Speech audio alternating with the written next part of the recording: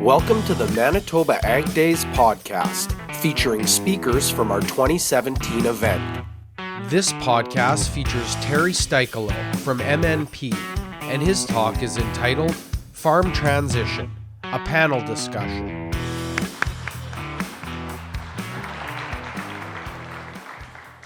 Perfect, thanks again. So once again, just like to thank everyone for taking time out of their schedule to come down here. I know there's lots of nice, fancy, glossy green equipment to look at here, but thanks for taking time to come here. My name is Tere Styalo. I'm the regional ag leader for the firm in Southman, and certainly take real pride in being able to make a presentation to you guys today. So welcome to the 40th edition of Manitoba Ag Days. We certainly, as a firm, have been very fortunate to take part in this great event for many years, and certainly have always enjoyed our relationship with the board and, of course, our organizing committee. That's just done a tremendous job. So thanks to Manitoba Ag Days for the 40 years of dedication to agriculture. And as we prepared our topics for the year, you always kind of wonder what's going to be relevant, and that's sort of how we've made a decision this year to think about what's relevant in the industry, what's important, and basically trying to organize ourselves that way. So today we're actually going to have a presentation on succession or transition planning. A colleague of mine, Peter Manis from our farm management group, will be speaking tomorrow on some risk management topics. And then, of course, on Thursday, Matt Boley from our tax group here in Brandon is going to be talking about some tax tips and traps with regards to taxation and agriculture. So I think we have a great lineup, and I think you'll find some great value in attending those sessions. And we thought today's topic was quite relevant because as we review different statistics, and you would have the same statistics that we would look at, but as you look at and see how many farms are there in Canada now in comparison to about 30 or 40 years ago, sort of when Ag Days began, and there's roughly about 125,000 less farms in Canada now than there was back then. And what do you think the average age has happened to the average age of the operators of those farms? Do you think it's gone up or it's gone down? Yeah, up. If you're thinking up or you're saying that the average age has gone up, you're absolutely correct in that. The average age back 30, 40 years ago was somewhere around 46, 47. Today it's at least 55. And I'm not sure if they're generous on those stats or not, but it is a trend. And these trends right now certainly don't look like they're going to be reversing, and they certainly don't look like it's going to be stopping at this point. So basically, we thought that's why we have chosen a topic based on succession or transition of the farm to the next generation. And we certainly welcome our panelists today to come and share some of the insight that they've gone through or currently are going through. Because it's one thing for me to stand up here and talk to you about all these kind of great things that I think are happening in transition, but when you're actually hearing it from the producers and from people who are going through it themselves, I think it certainly carries a bit more relevance and a bit more weight on that. So that's why we've chosen to go this route this year. So certainly ask you to make welcome our panelists today. We have Jamie Fotheringham, we have Ben Heide, we have Sheldon Wiebe, and we have Donna Jackson.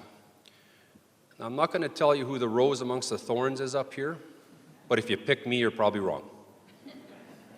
So anyway, what we're going to do is just ask the panelists to introduce themselves and to give a brief bio of basically where they farm, what their major production might be, and those sorts of things. And then we're going to get into a bit of some questions that they've had given to them in advance, so they had a little bit of a chance to prepare. I am going to ask that if you have a question, please throw your hand up, and we'll try to answer it as the presentation is going, because this way I think it keeps the topic of discussion relevant. So if you do have a question, just put your hand up and I'll get to you, and we'll sort of keep that information flowing. Ag Days has been very generous. They've given us 2 slots here, so we certainly hope that what we're providing to you is going to be of value that you can take home to your farm as well. So with that, I'll start with Jamie. Good afternoon, everybody. I'm Jamie Fotheringham. I'm from Reston, Manitoba. Basically, a little bit of background for me is my dad took over the farm from my grandpa, and now we're in the middle of our succession plan with me taking it over from my dad. We produce, we're grain, so we farm sunflowers, corn, canola, wheat, fall rye, flax, and sometimes barley. But we're going to take a break from barley for a little bit here. Our succession plan started about 7 years ago, I guess.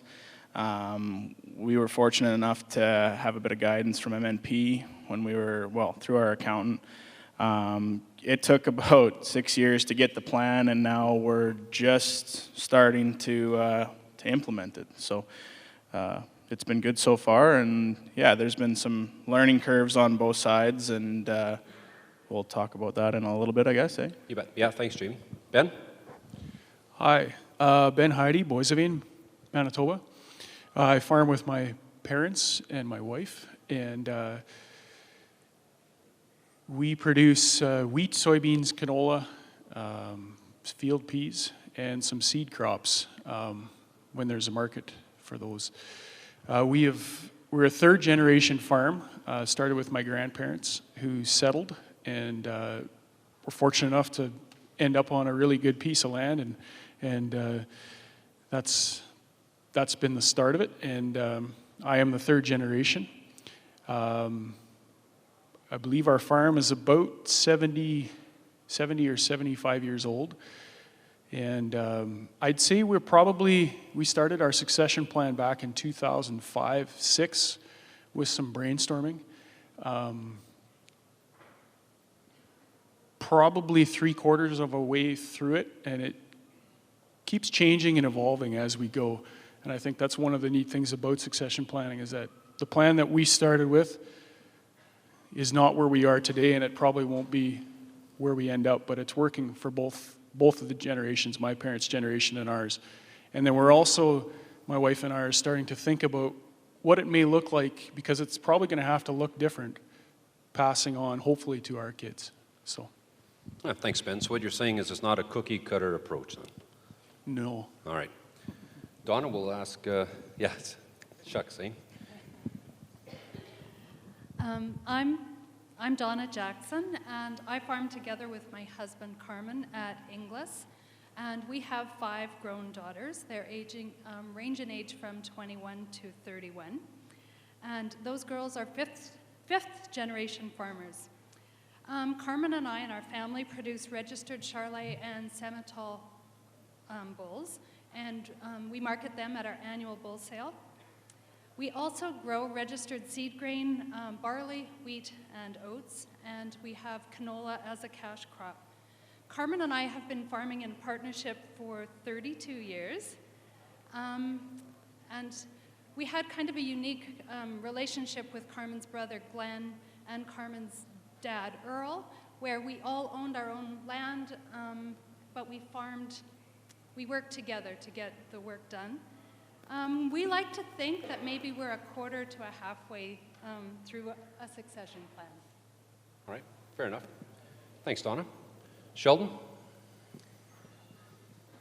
Hi there. My name's Sheldon Weeb, and I own JP Weeb Limited with my wife, Jennifer. We farm with our oldest 2 boys at this time, with their wives, and we also have 2 younger children that are in high school. And our main farm, we're located close to McGregor, and we grow 1,400 acres of irrigated potatoes.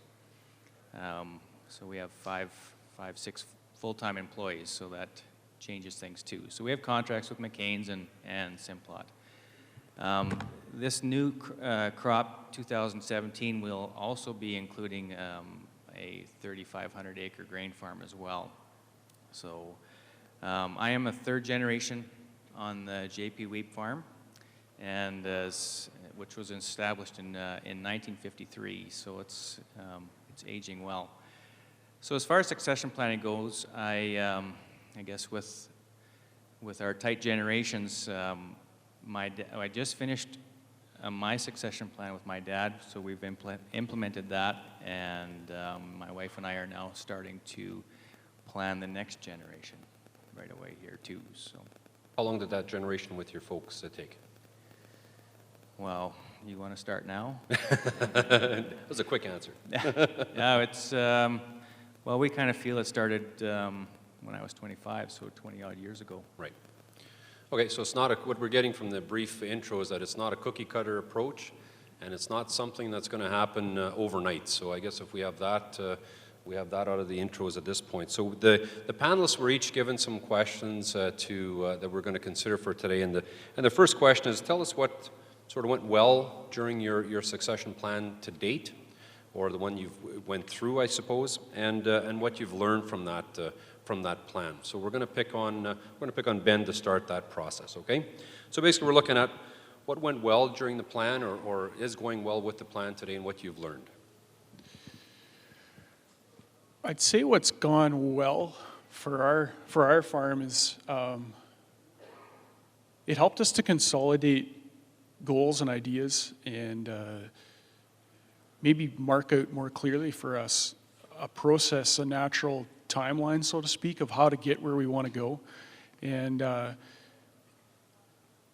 the beginning of it, my dad and I both would have said we had really good communication. But it's funny how you start taking things and you put in things that you're passionate about, like the land, like things that you've worked for, you've built up. Dad spent 30 years working on building a business, and it's hard for his generation to sometimes just trust it and let it go at the same time. So that's one thing I think that has been really good, but at the same time one of our biggest struggles. And looking back now, and we're still not done, like I said before, but it's been one of the fun things about it too, getting to know each other in a different avenue. And then also having my wife, who didn't grow up on a farm, come into it and bring new ideas and shape things and ask different questions, I think has been one of the really neat things. Being part of that conversation and having real input into it has been a really neat thing. All right, well, thanks, Ben. So communication, another big item that I think sometimes we take for granted. Jamie? Just to build on some of those comments there, what went well for us also was that it opened a big avenue for communication. Sometimes there's some questions that need to be asked, amongst family that is sometimes uncomfortable, right?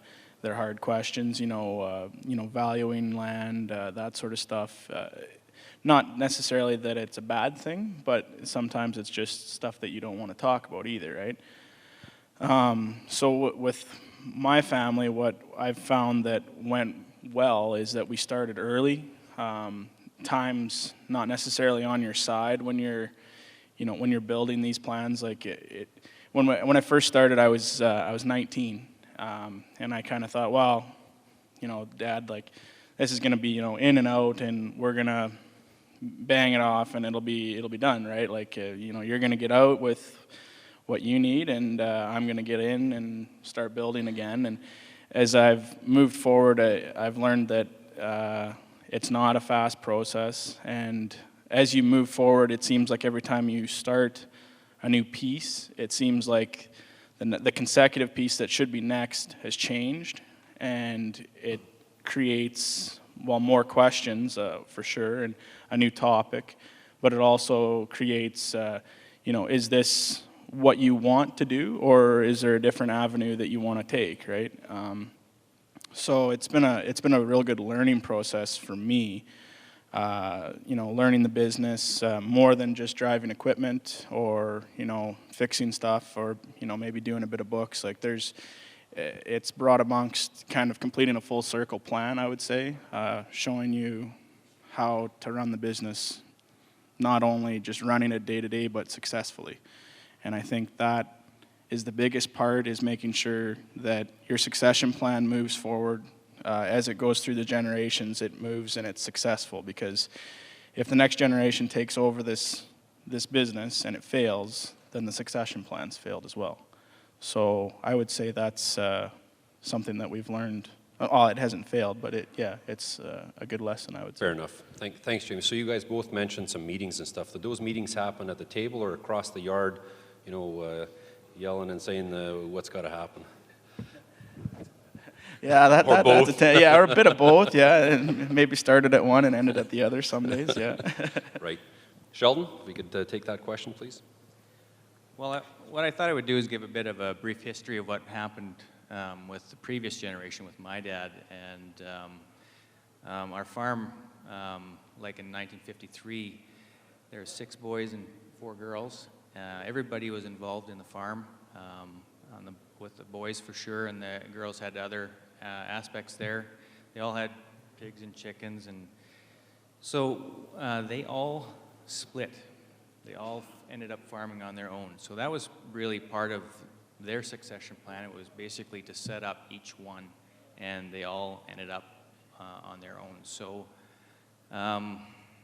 when I came in, I was 24.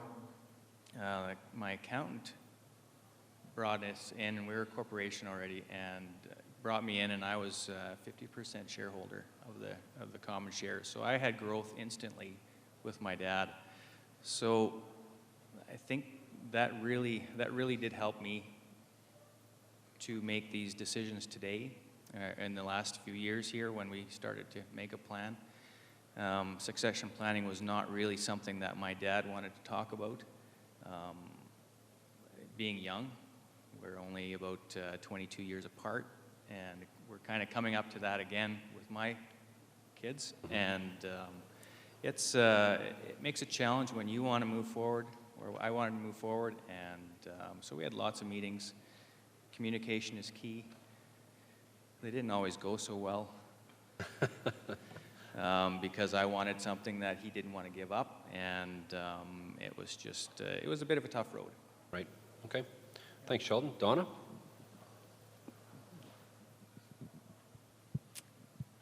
Well, Carmen and I think we are learning that there is a way to leave this business, perhaps, and have some dollars to retire. We are learning, or what has went really well for us is meetings, having conversations with the girls around the table in a meeting with a meeting structure. Those have gone very well. And what we found out, or I guess we knew all along, but our girls are interested, they're smart, and they have a lot to offer. And it helps Carmen and I to just having their approval, or just, you know, that they want us to succeed, and they want us to succeed out into retirement. And our oldest daughter has indicated that she's coming home to farm. She's going to come and join the farm team. So that's where we're at. We're just getting started in, now how do we transfer labor, and how do we transfer management, and when. That's where we're at in the process right now. Interesting. So it almost sounds like we're looking for almost permission from the family just to be able to move forward with our own plan, right? So that we can go and move forward, right? Yeah. Fair enough. And always communication sure seems to be the catalyst in a lot of this discussion. So now we're going to switch gears a little bit, because anytime we go through a process, whether it maybe be a tax plan, or if we're going to go through through this succession or transition plan, there's always challenges and always some things that maybe not go as perfectly as we would so like. So I'm going to start with Sheldon this time, and if you could give us maybe some commentary on some of the challenges you guys have faced with the succession planning through the process, and how you kind of overcame those as well. Okay, about 10 years ago, I put quite a bit of pressure on my dad that I wanted to buy the farm. And not long after that, we started a holding company where we put our assets, our land and buildings in that. And I had full control of that company, and we were going to continue on with that. I would buy his preferred shares from that. So he was still involved in the operating company. 5 years ago, we split our operating company. It was grain and potatoes, and then 5 years ago we split potatoes and grain. And we did that because my brother wanted to farm, so we thought this was a really good chance for him to be able to farm. So I took over the potato operation, and my dad and my brother did the grain. So being that my dad still had operating shares in my operating company, I wanted to be on my own. So what happened is we had to go back and renegotiate a different way so that I could farm on my own. So what we ended up doing, instead of my dad taking cash, he wanted some land. And that was tough to let go, but we felt that was the right way now that my brother wanted to be in the business. So it took a lot of grace on my part to let that go and have that change things. But now, because of that, now I'm able to farm 100% on my own with my own family. And that was a big deal for us. And then because there was a lot of tension, it was never easy. And I think hopefully our relationship will change going ahead with my dad and my brothers. So how did you overcome that tension? Because some of that stuff is pretty stressful. Personally, I had a huge support group. I had a really good friend of mine, actually my cousin, helped me through it. He was going through the same thing. And if you have somebody that you can vent to or vent with, and then also celebrate the victories together with, I think that's a big deal. Donna, we'll ask you to comment on some of the challenges so far in your plan. Probably our biggest challenge occurred before we had a plan, or just at the time when our farm needed to have been incorporated and it wasn't, and so there were financial issues there. So that was probably, like, getting started was probably the biggest challenge. What we would change, we would start having conversations much earlier, and we would always talk about finances with our family. By starting those conversations early, it keeps the communication lines open. Another thing that we would change, and it has been, we would have updated wills, or we would have wills in the first place. Right. And then we would have them updated regularly. So, I mean, that Fair has comment. been, wasn't really a challenge, but it's been a definite positive since we've taken on the challenge of succession, is to make sure that financials, everything is up to date, both with wills and finances, no matter. Awesome. So how did you get to change the structure? What happened what was the catalyst that changed the structure of the farm? So I'm assuming it was a reorganization of, yeah, okay. Right. We, Carmen and I have farmed as a partnership, and we changed the structure, so now we have a partnership and a corporation. So, and now we farm as a partnership with our corporation. Yep. So, Yeah, fair enough. Okay. So just a whole show of hands, who's got an updated will out there? Well, there's a few more hands than there was a couple of years ago, I think, when I asked that question. So, interesting. Jamie, we'll start with you. So some of the challenges and how you guys overcame them. A challenge that or things that we would maybe change, I guess, was when we started our succession plan about 6 years ago or 7 years ago, succession planning didn't quite have the traction that it does today. It wasn't really, you weren't going to ag days and going to succession plan stuff, right? Like, it wasn't quite a mainstream thing.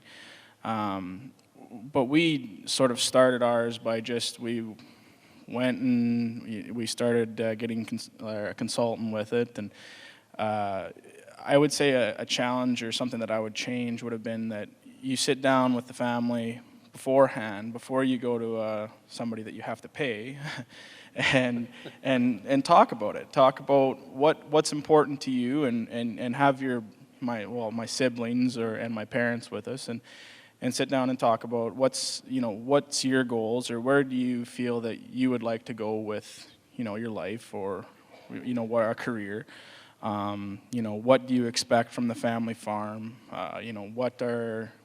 what would you want if today mom and dad dropped dead, right? What would you feel, or what would feel right to you? So that would be something that I would change, that I would have said that once you have that on paper, then you go forward and you talk to your consultant or whoever you want to deal with and say, okay, this is how we feel and this is what we're thinking that we would like to do. How do you think that you could help us out here, right? And I think that would save a lot of steps in process beforehand. But other challenges, of course, are same challenges that everybody else has, right? It's sitting down and talking and communicating with one another and talking about things that have a large value to them, right? It's hard to sometimes do, and having my brother and sister involved, right? What's fair and equitable to your siblings, and how do they get treated accordingly, and so that would be our challenges to date, I would say. Of course, as the plan moves forward, we're probably going to find that there's other challenges. You're faced with more as you go through, right? Yeah. So common theme there was just goal setting right at the start, and if you haven't done that, that's certainly a takeaway that you don't have to be at the age 20 to have your succession plan in place, but more of goals, right, at the earlier start, and something going, like an idea of what a vision. a vision. Yeah, that's a good idea, enough. Or a good way of putting it. Ben? I would say some of the biggest challenges for us have been taking care of some of the details so that they're squared away in case of tragedy or loss, or the business goes sideways, or you name it. It took, the wills were mentioned before, it took a good friend of ours, my wife and mine, to scare us into getting a will. By her she had worked in a lawyer's office and told us a couple of stories about people coming in to try and fix things after somebody had died when they didn't have a will. And they weren't even dealing with farms worth $1 million or more. And so you can imagine the mess and the tension in that. And so some of those things, maybe it was youthful, it's not going to happen to me kind of attitude, but those are some things that my dad and I were very good at production, and we're very good at those types of things. But when it came down to actually going to meet and making sure we had good people to guide us through the process, that was one of the complications that we had. Once we actually sat down and started working on getting a plan together, I would also say that one of the biggest challenges was assessing the people that we had as part of our team to make the process work. One of the best things we did was to get our lawyer, our accountant, banker, and there was one other person at the table, and have them talk. We didn't say very much, but we kind of threw it out there. Okay, this is where we're thinking of transferring. And it became pretty quick apparent in about half an hour that two of those people in that team didn't belong. And then replacing them was a bit of it fell together, it worked, but it was a bit of a challenge that we had to overcome. And it took, again, communication, I come back to it, between Dad and I and Mom and my wife, working through that. So interesting. So it's almost like Sesame Street, right? Where one of these things doesn't belong, you get rid of it, right? But the interesting comment is having a team, and that's kind of a nice segue into our question. And as we've all gone through some of these sessions and seminars, some of these things seem quite daunting. So, do you do it on your own, or do you get someone in? So I guess my next question to the panel is are you using someone of a team or a person to help from outside to help with the process of transition or just the process of discussion? So I'm going to start with Donna this time. Yes, we had M&P and the Farm Management Group come to a meeting at our home. That's when we began this whole process.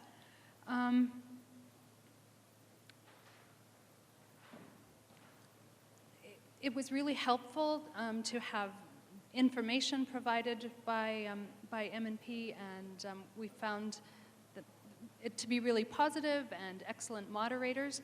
And I think that we had done some work ahead of time as towards what the farm looked like and if it was financially viable to have a succession, or so yeah, that was how we got started. Was maybe 8 or 10 years ago. I'm not sure, but yeah, time flies. Going back to one of the challenges is, I think that time is a challenge for farm families, and I think it's really important to use our team, our accountants and lawyers and bankers, and it's not easy.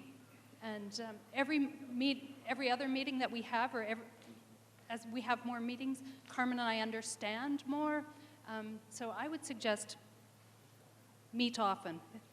Right. Yeah, fair enough.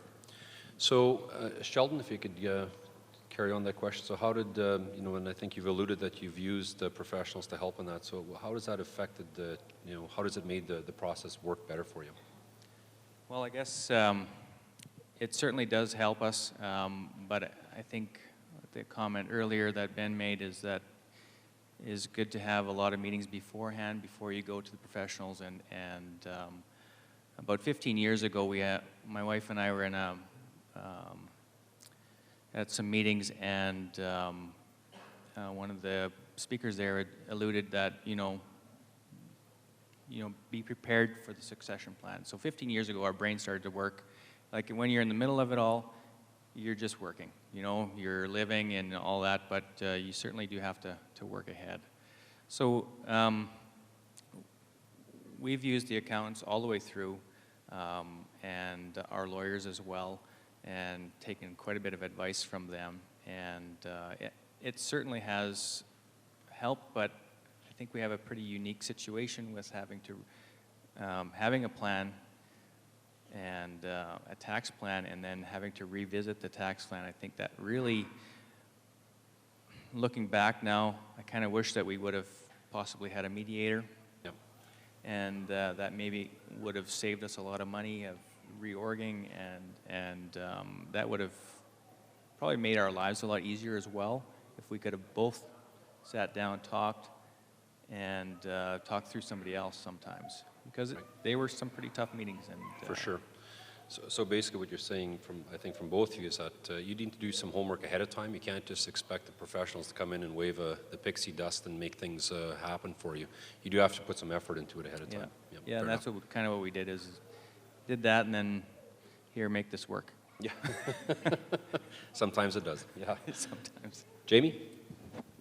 Yeah, just to touch back on the challenges, actually, again, one that came to mind that I'm kind of just currently going through, but when we sat down at the beginning, we never talked about housing. Where is everybody going to live? How, is everybody just going to live with mom and dad, or, what are we going to just sit around and watch TV for the evening, or, and that one was a really key issue. Well, not an issue, but it's something that gets overlooked. It's a small detail, right, in the big scheme of things, but yet it still affects your daily life quite a bit.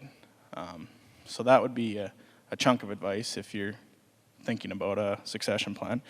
And yeah, we did use we used MNP actually for our consultant, and they had a plan, but it like we've said from the beginning, it's not a cookie cutter plan, right? It's they came in and sort of had the first meetings with us that I talked about being something that you should do in your own home beforehand, right?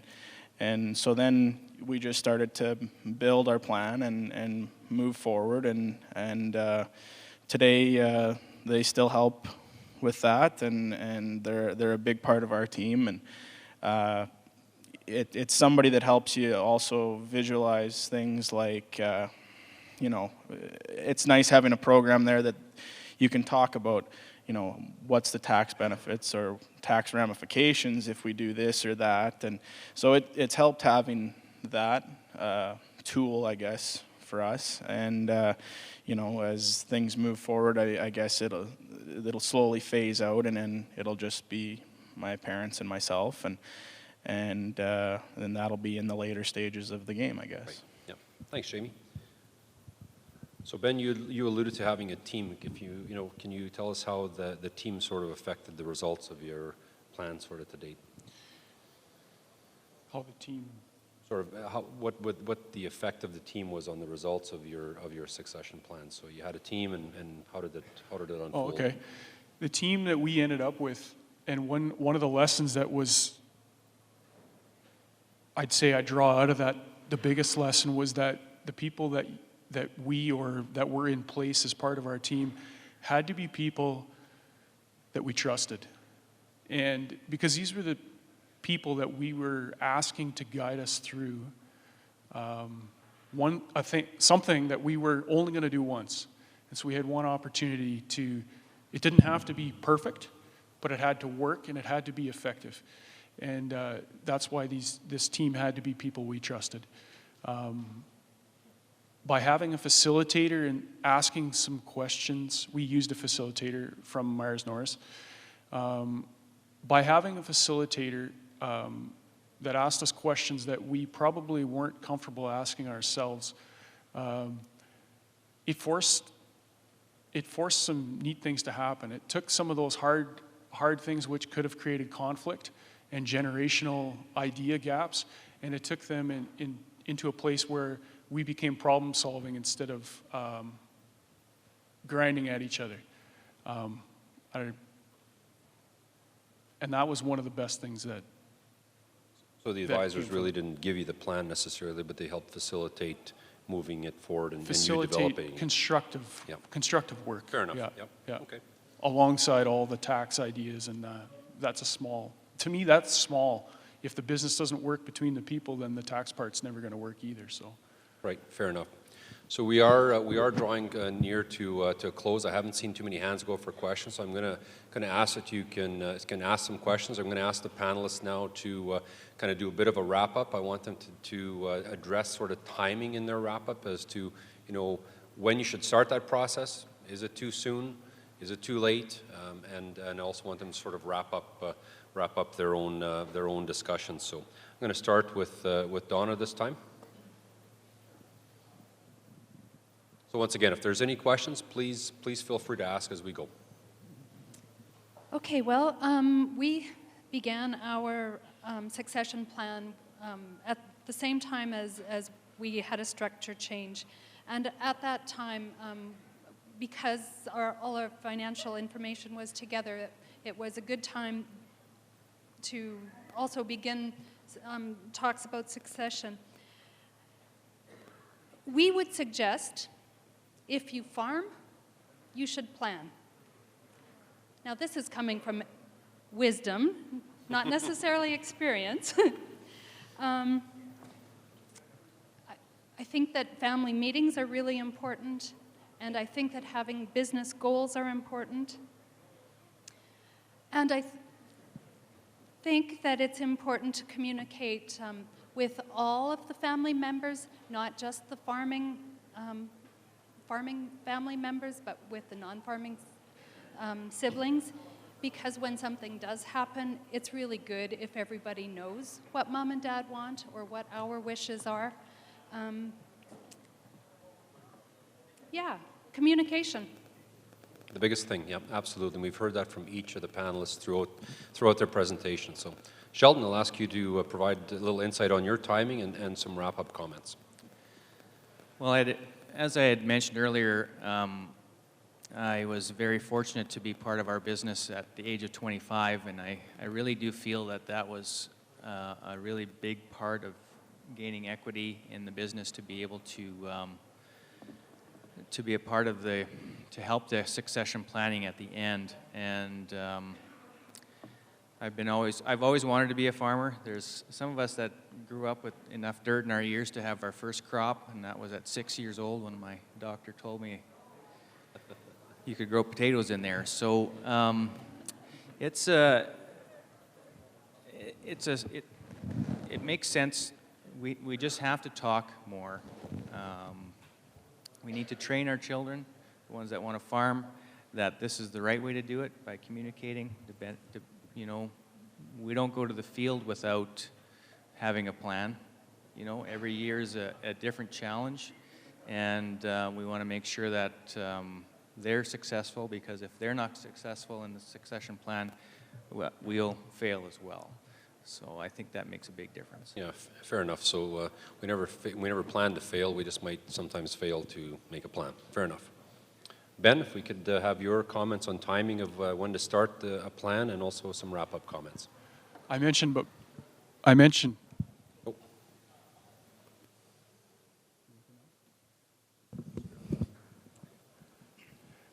before that we're already starting to think about our plan for our kids. My oldest is 9, and then I have a 7-year-old and a 4-year-old. I don't think you can start too soon. If you start too late, I think there's implications to that, but starting too soon, I don't think you can do. The other thing I would mention, probably the biggest thing that we've learned is you mentioned communication with non-farming members. I think that's pretty critical. Everybody involved in this thing needs to understand that the farm is a business. It's something that you have passion for, and it's personal, but it's also a business. And with my brothers-in-law, I have 2 sisters, and with my brothers-in-law, they see the passion, but I think they also, it was important to share with them the business side of things. To a certain degree, you don't need to divulge all your secrets, but and your struggles, but that part of it, I think, is pretty important too. Well, I guess I don't want to copy everybody else's, but yeah, communication and starting early are both very key parts. I would also say transparency from the get-go is a good thing as well. Like both of my siblings have known, you know, this is what's going on, and they might not have the full, you know, video or recording of the meetings, but they understand what's going on, and I think that's also a key thing to succession as well. And like Ben said, you can't really start too early, I don't think. Sorry, yeah, that's about Awesome. all I got. So thanks guys for that. I'm going to ask for any questions out there. Is there any questions of the panelists at this point? The crowd is fairly. Yes.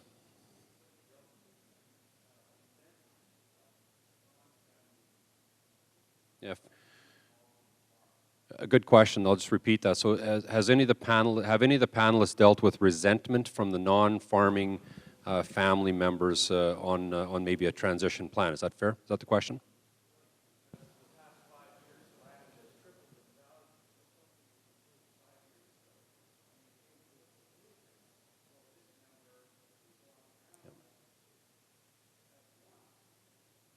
Right.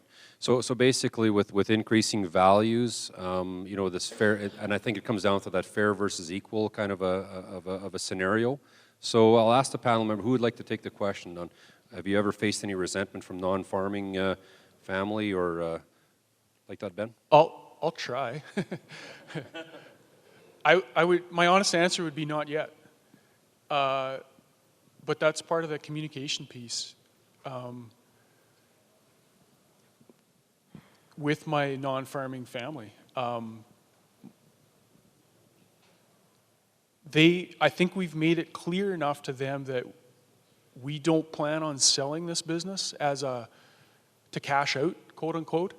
It's going to make sure, the plan has concessions in it to make sure that mom and dad are good and can do the things they want and support the things they want to support that they're passionate about. But at the same time, land values 5 times what they were when I started 13 years ago. The implications of that, I'm not winning in that sense. The winning is being part of business and being successful. It's something that I'm passionate about.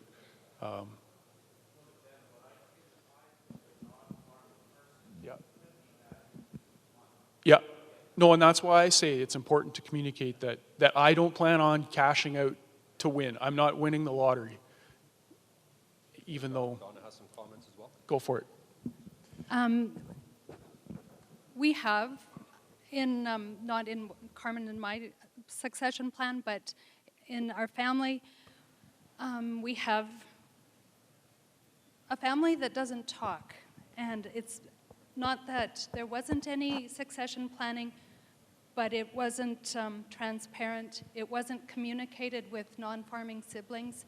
And it leaves some really hard feelings, and people that you've been close to all your life that are no longer talking. And so this is really important to make sure that your family knows what you want, and that it's important to leave, if it's important to leave a farm intact, then that's what you want it to do. Just we have to be clear. So once again, it comes down to communication. Any other questions? That was a great question, by the way, sir. Any other questions? Comments? Oh, yes, sir. Are there any polite tactics? I don't want to suggest violence or arm twisting or bribery or blackmail, but polite tactics to get the older generation to start working towards a succession plan. My own dad inherited some land from his grandfather, and it was all kind of back in the 50s. He didn't have a written will, and my dad's aunt and uncles went ballistic over it. And they thought he should have sold that quarter of land and given them the money. And now, how many years later, my dad still remembers that, and he doesn't want to get started down the road of succession planning because he's afraid of a fight. So he does nothing at all, and I'm at a loss. I'm actually thinking of hiding the tractor keys on him so I can get some work done. And that isn't funny. I'm being serious.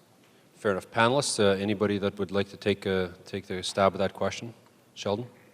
Well, any tactics or anything like that? I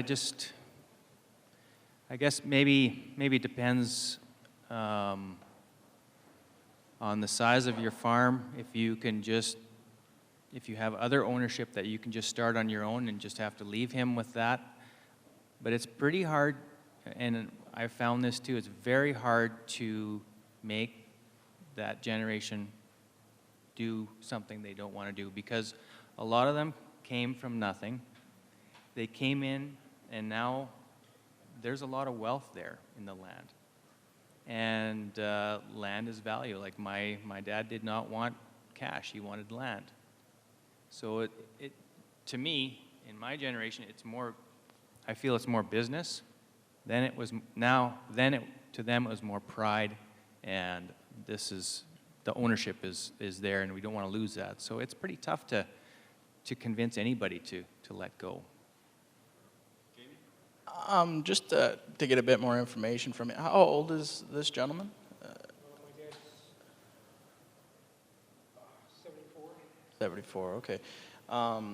Because I have he'd be going on 86-year-old great uncle now that he would kind of fit the bill to the tractor keys and stuff. I think part of is getting across that eventually you will lose the ability to continue to do this stuff, right? It's going to become a hazard, right? Is there maybe a chance of creating it so that he's in his pickup and telling you how to do it, or you know what I mean? Like, is there any way of getting him to want to maybe reel back while letting you do more of the work? Idea. It's a tough scenario. He thinks sweat equity works, but on paper, sweat equity means nothing. That's what I'm